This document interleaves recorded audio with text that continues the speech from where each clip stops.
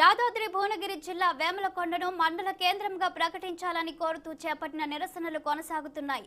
అఖిలపక్షం ఆధ్వర్యంలో 103వ రోజున అంబేద్కర్ చౌరస్తా వద్ద దీక్షకు దిగారు. గ్రామాన్ని మత్స్యాద్రి వేములకొండ మండలంగా ప్రకటించాలని డిమాండ్ చేశారు. వేములకొండ గ్రామాన్ని నూతన మండల కేంద్రంగా ప్రకటించాలని, మండలానికి కావాల్సిన అన్ని అర్హతలు వేములకొండకు ఉన్నాయని, పరిపాలన సౌలభ్యం కొరకు అధికారులు, ప్రజాప్రతినిధులు మండల ఏర్పాటుకు సహకరించాలని సర్కార్ను కోరారు అఖిలపక్ష నేతలు.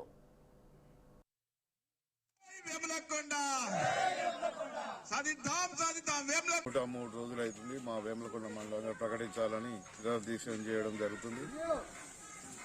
మాకు మండలం కావడానికి చుట్టూ 10 గ్రామ పంచాయతీలు అన్ని మా వేములకొండ గ్రామ శివారు ఆనుకునే ఉన్నాయి. అన్ని 4-5 కిలోమీటర్ల 10-12 గ్రామాలు ఉన్నాయి.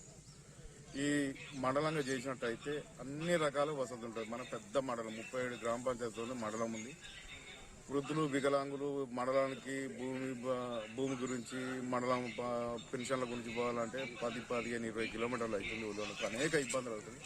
రవాణా సౌకర్యం లేక వృద్ధులు, వికలాంగులు పోలేక ఒక పనికి 4-5 సార్లు తిరగవలసి వస్తుంది. పెద్ద మండలం కాబట్టి అధికారులకు కూడా ఇబ్బంది అవుతుంది, ప్రజలకు కూడా ఇబ్బంది అవుతుంది. ముఖ్యంగా ఎమ్మెల్యే గారికి ప్రభుత్వ స్థలాలు ఉన్నాయి, దాతలు ఇవ్వడానికి సిద్ధమవుతూ ప్రైవేటు బిల్డింగ్లు కూడా అన్ని ఆఫీసులకు సరిపోయి ఉన్నాయి. దయచేసి ఎమ్మెల్యే గారు ఇప్పుడు మంచి అవకాశం అన్ని దిక్కుల తెలంగాణ మొత్తంలో సౌలభ్యం. ఎమ్మెల్యే గారు తలుసుకుంటే మాత్రం లీగల్ గా మనకే అవకాశాలు ఉన్నాయి.